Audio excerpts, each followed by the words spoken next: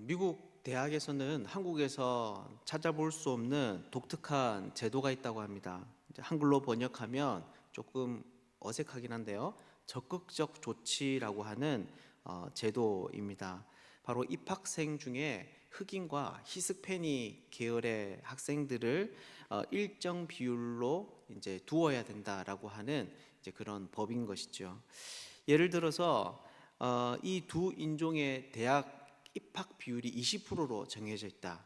그러면 그 학교에서는 아무리 이 학생들이 실력이 부족해도 그래서 입학하는 시험 점수가 다른 학생들에 비해서 낮아도 다른 이 백인이나 아시아의 사람들에 비해서 이 히스패닉이나 흑인의 인종에 해당하는 사람들은 수월하게 학교에 입학을 할 수 있다라는 것입니다. 그러다 보니 이 일에 대해서 여기저기서 이제 불평들이 쏟아져 나오는 경우가 있기도 합니다.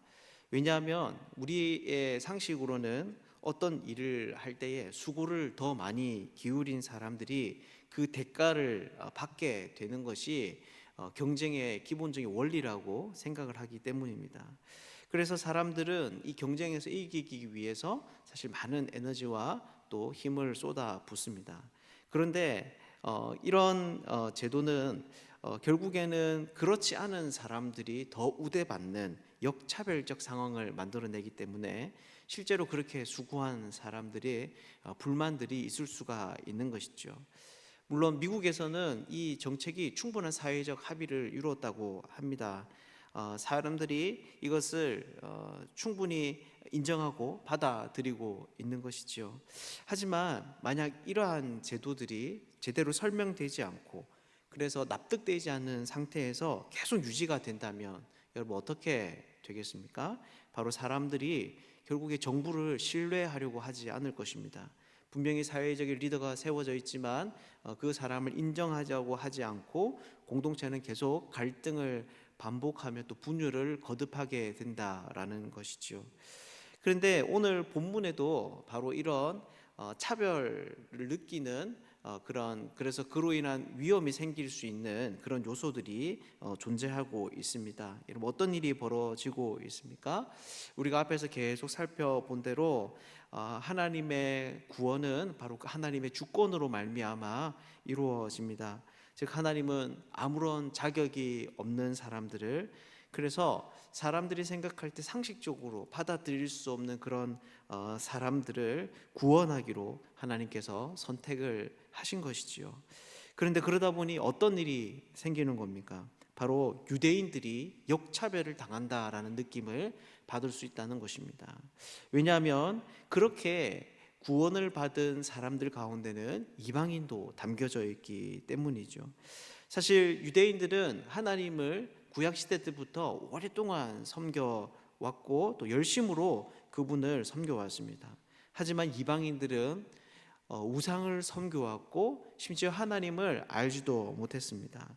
그런데 결국에는 이 둘이 함께 하나님 앞에 구원받는 모습들을 보면서 유대인들의 입장에서는 마치 하나님께서 이 이방인들을 편애하는 것과 같은 자기들을 차별하는 것 같은 그런 느낌을 받을 수 있는 것이지요. 그래서 성경은 이 문제에 대해서 제대로 답변을 해야 되는 그런 필요를 느끼는 것입니다. 그래서 오늘은 어제에 이어서 정말 하나님의 이런 은혜적 주권이 불공평한 것인지 그리고 만약 그렇지 않다면 우리가 이 공평하신 하나님 앞에서 추구해야 되는 그런 신앙적인 태도는 어떤 것인지를 함께 좀 살펴보도록 하겠습니다. 이것에 대해서 먼저 바울은 30절에서 의를 따르지 않는 이방인들이 의를 얻었다라고 이야기를 합니다. 이렇게 보면 어떤 사람들은 이 의라는 개념이 기독교적인 용어이기 때문에 이방인들에게 적용하는 것은 애당초 맞지 않다 이런 지적을 할 수 있습니다. 하지만 여기에서 말하는 의는 창조 언약적 관점에서 넓은 관점에서 보면 창조주 하나님과 바로 피조물인 인간 사이의 이 합당한 태도, 관계 우리가 이렇게 볼 수 있습니다. 그래서 여기에서 이방인들이 의를 따르지 않았다라고 하는 것은 어떤 유대적인 종교적 입장에서 볼 것이 아니라 그들이 애당초 하나님을 창조주로 여기지 않고, 그리고 자기를 피조물로 여기지 않고, 그래서 하나님을 이 이방인들이 높이거나 예배하는 삶을 살지 않았다, 우리가 이렇게 볼 수 있습니다. 그런데 이런 이방인들이 어떻게 됩니까? 의를 얻었다고 이야기합니다. 하나님 앞에서 너는 의롭다 인정을 받은 것이지요. 그런데 이때 중요한 말이 있습니다. 바로 이 30절을 살펴보면, 이러한 의는 믿음으로 말미암아 얻었다, 이방인들이 믿음으로 말미암아 이런 수고하지 않은 의를 얻었다라고 이야기를 하는데, 한글이나 영어 성경을 보면 잘 번역되어 있지 않지만 원어를 보면 그 가운데에 그러나 믿음으로 의를 얻었다라고 하니 그러나라는 단어가 들어가 있습니다.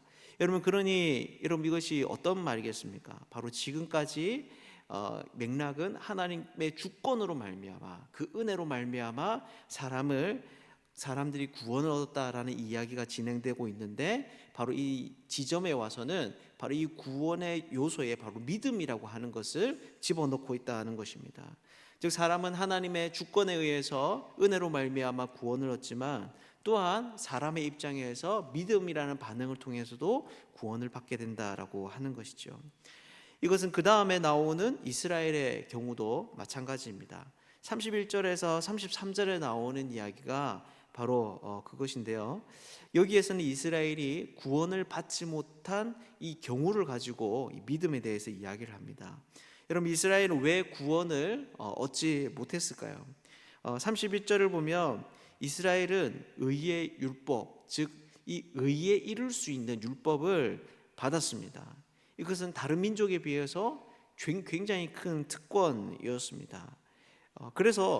그런데 그럼에도 불구하고 그들은 이 율법이 만들어낼 수 있는 의, 하나님께서 인정하시는 그 상태까지 도달하지 못했습니다. 여러분, 그 이유가 무엇입니까? 바로 믿지 않았기 때문이다라고 이야기를 합니다. 그들은 믿음보다 이 율법으로 말미암는 그 의를 더 의지했던 것입니다. 그리고 결국에는 이러한 이런 신앙적 방식이 그들에게 있어서 걸림이 되어 걸리는 돌이 되어서 이 예수를 믿는 데까지 나아가지 못하게 되었다라고 하는 것이죠. 여러분, 그렇다면 바울이 이 두 가지의 경우를 통해서 말하고자 하는 것이 여러분 무엇이겠습니까? 바로 하나님은 공평하신 분이라는 것입니다.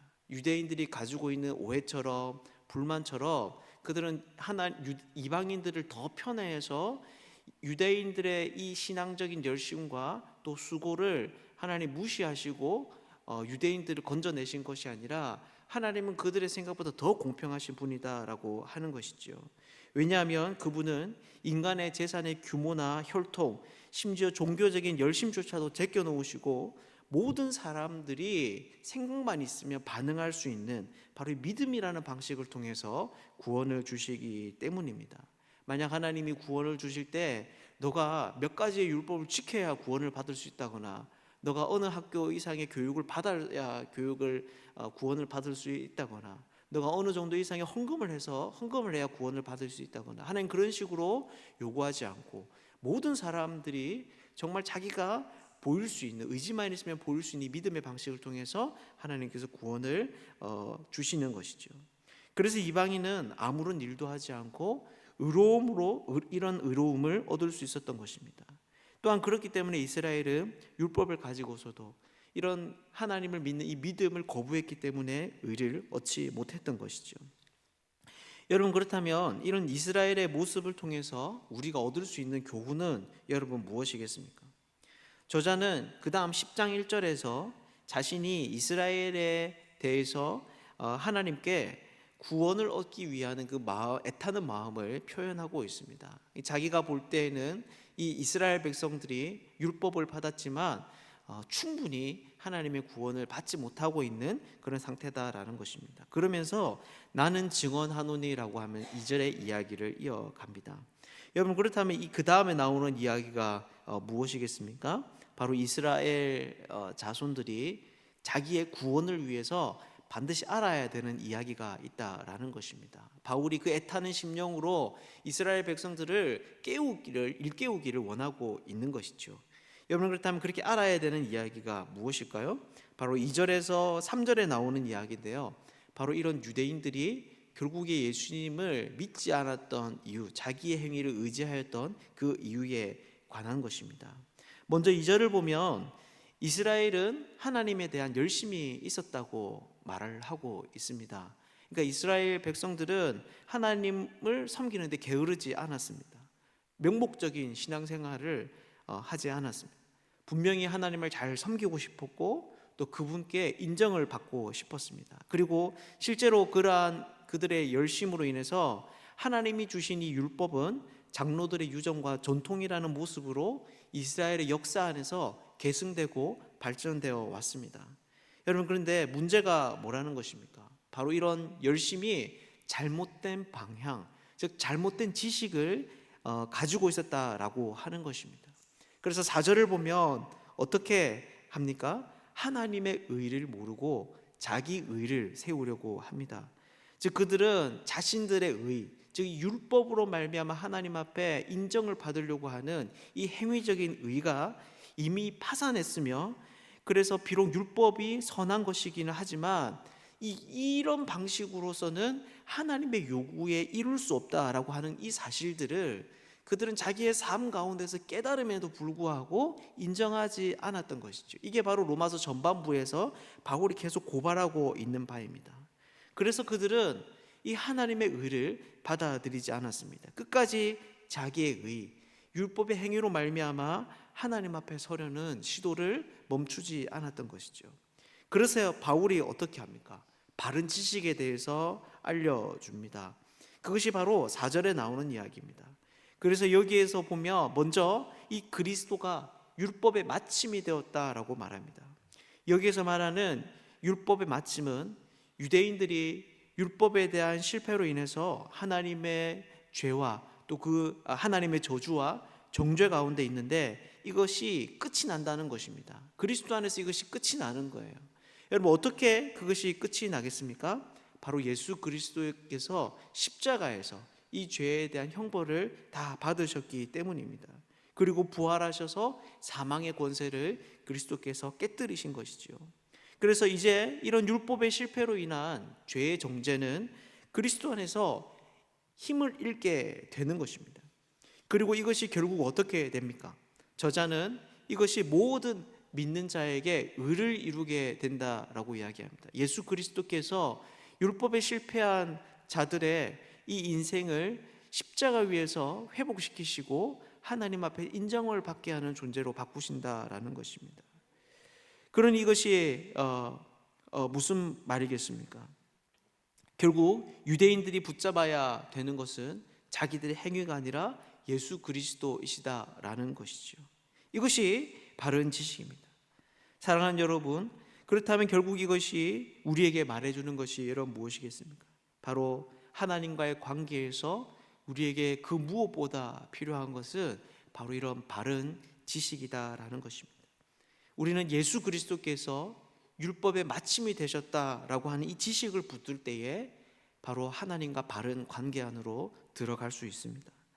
또한 그분을 믿는 것이 참된 의라는 참된 의를 얻는 길이라는 것을 알게 될 때에 그 하나님의 백성이 되어서도 하나님을 오해하지 않고 더 사랑하고 더 경배할 수 있게 되는 것이죠. 여러분들은 어떻습니까? 여러분들이 이 복음에 나타난 바른 지식을 따라서 여러분 신앙생활을 하고 있습니까? 이것이 우리가 신앙생활을 하고 또 하나님 앞에 순종하는 실질적인 우리의 지식이 되지 않으면 우리는 이스라엘과 같은 실수를 하게 됩니다. 그래서 특별한 자신들을 특별히 편애하지 않는 하나님에 대해서 불만을 품거나 혹은 열등한 자신들을 귀하게 여기시는 그 하나님의 손길을 신뢰하지 않게 되는 것이죠. 그래서 교회 안에는 여전히 자신의 소유와 사회적인 지위 또 신앙적인 공헌 등으로 인한 우월의식과 특권의식 혹은 열등의식이 여전히 존재하게 되는 것입니다. 하나님은 예수 그리스도로 말미암아 사망의 권세를 깨뜨리셨고 율법의 정죄로부터 우리를 건져내셨습니다. 그분을 믿는 자들이 하나님께서 주시는 그 의로움을 얻게 됩니다. 오늘 하루도 우리가 이 사실을 깊이 생각할 수 있으면 좋겠습니다. 그래서 어떤 상황 속에서도 혹 내가 불합리하고 하나님의 편애로 인한 희생자라는 생각이 들 때조차도 하나님께 합당한 예배와 또 경배를 올려드릴 수 있는 그런 사람들이 되면 좋겠습니다. 오늘 하루도 바른 지식을 따라서 하나님을 바르게 섬기는 복된 사람들이 되시기를 주님의 이름으로 축복합니다. 함께 기도하겠습니다.